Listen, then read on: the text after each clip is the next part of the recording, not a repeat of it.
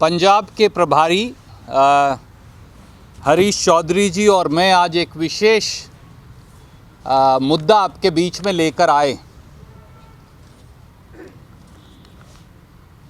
मोदी सरकार और भारतीय जनता पार्टी प्रतिशोध की आग में धधक रही है, जल रही है।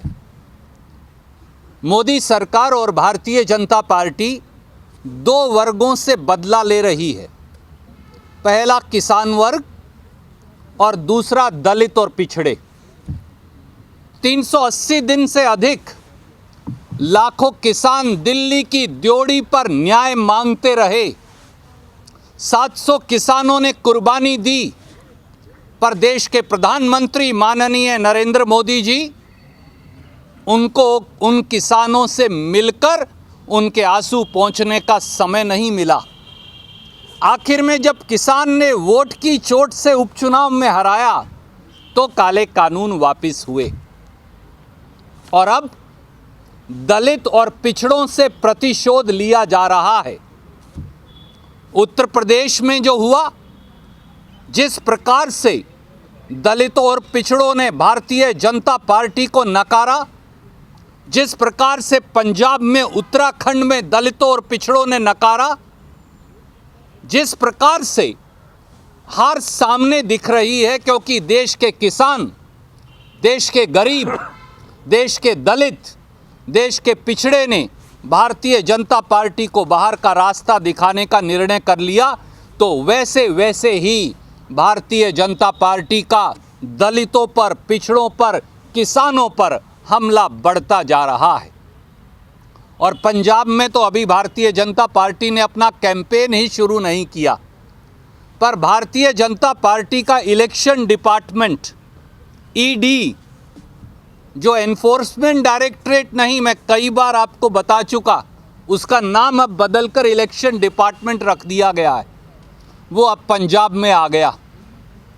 आज जिस प्रकार से राजनीतिक बेईमानी की प्रकाष्ठा हुई, राजनीतिक बदले की प्रकाष्ठा हुई, हिंदुस्तान के इकलौते दलित गरीब मुख्यमंत्री से बदला लेने के लिए प्रधानमंत्री मोदी जी और भारतीय जनता पार्टी के लोगों ने अब इलेक्शन डिपार्टमेंट ईडी को पंजाब भेज दिया। किसी पुराने 5 वर्ष पुराने मुकदमे में जिसका चन्नी जी या उनके परिवार से कोई लेना देना भी नहीं, उसके अंदर झूठी संलिप्तता के माध्यम से ये अपने आप में दिखाता है कि बदले की भावना, प्रतिशोध की भावना गरीबों, दलितों और हिंदुस्तान के इकलौते दलित मुख्यमंत्री के खिलाफ भारतीय जनता पार्टी के मन में धधक रही है। केस है क्या दोस्तों? केस है कि कांग्रेस की सरकार के समय 7 मार्च 2018 को एफआईआर नंबर 26 पुलिस स्टेशन राहों, जिला नवा शहर में दर्ज होती है माइनिंग एक्ट के तहत। उसके अंदर चन्नी जी के किसी रिश्तेदार का नाम नहीं, चन्नी जी के परिवार के किसी सदस्य का नाम नहीं। एक व्यक्ति जिसका नाम है 34 एक्यूज्ड के अंदर, उसका नाम है कुदरतदीप। चालान पेश हो जाता है, केस मुकदमा चल रहा है, चालान के अंदर कुदरतदीप की भूमिका ही नहीं दिखती। आज ये कहा जा रहा है कि ये कुदरतदीप की दोस्ती या जान पहचान भूपेंद्र सिंह हनी नाम के 28 साल के नौजवान से थी। वो नौजवान जो अपनी पढ़ाई पूरी करके वापस आया है। भूपेंद्र सिंह हनी सरदार चरणजीत सिंह चन्नी जी की साली का बेटा है, भतीजा है, पर भूपेंद्र सिंह हनी का तो कहीं एफआईआर में नाम नहीं। मैं आप सबको, पत्रकार मित्रों को जानता हूं, तो कल आप में से या मुझ में से अगर कोई जुर्म कर दे तो क्या आप सब पर भी एफआईआर और ईडी की रेड हो जाएगी? ये कौन सा मापदंड और तरीका नया है?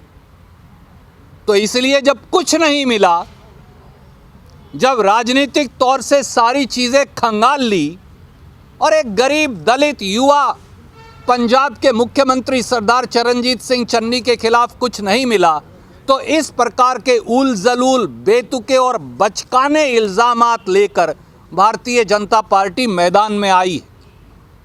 और साथियों, आजकल खूब नूरा कुश्ती चल रही है मोदी जी और केजरीवाल जी में।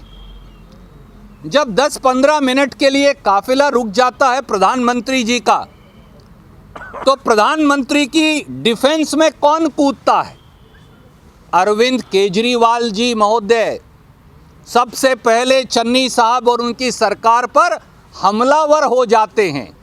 दिल्ली के मुख्यमंत्री अरविंद केजरीवाल मोदी जी की डिफेंस में खड़े हो जाते हैं।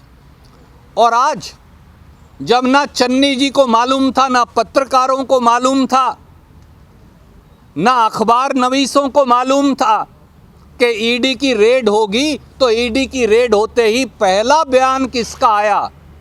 माननीय अरविंद केजरीवाल जी का। लगता है मोदी जी के आजकल डायरेक्ट हॉटलाइन अरविंद केजरीवाल जी से मिली हुई है। दोनों मिलकर पंजाब में, उत्तराखंड में और गोवा में नूरा कुश्ती खेल रहे हैं। एक नाजायज काम करता है और दूसरा उसे सही बताता है। अगर किसान आंदोलन कर रहे थे तो फिर उन किसानों के आंदोलन को नाजायज बताकर चन्नी सरकार पर हमलावर अरविंद केजरीवाल होते हैं। आज भी ईडी अगर अनाप शनाप रेड कर रही है, बेतुकी, बचकानी, बेबुनियाद, तो सबसे पहले अरविंद केजरीवाल हमला बोलते हैं। परंतु पंजाब और पंजाबी और पंजाब के हमारे भाई बहन 3 करोड़ से अधिक ये जानते हैं कि केजरीवाल जी और मोदी जी की नूरा किश्ती के मायने क्या हैं। वो इस झांसे में आने वाले नहीं।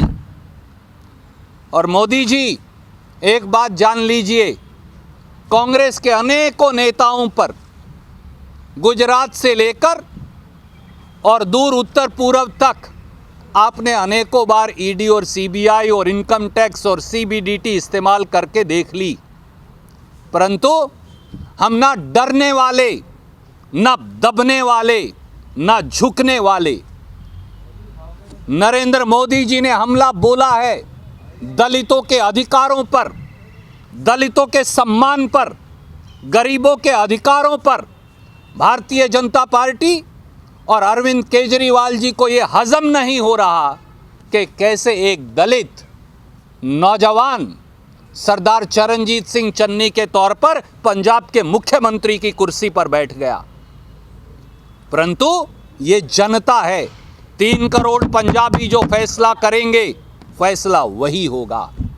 और इसलिए ये जान लीजिए कि किसानों, दलितों, गरीबों, पिछड़ों पर भारतीय जनता पार्टी, आपको इन वर्गों ने नकार दिया है।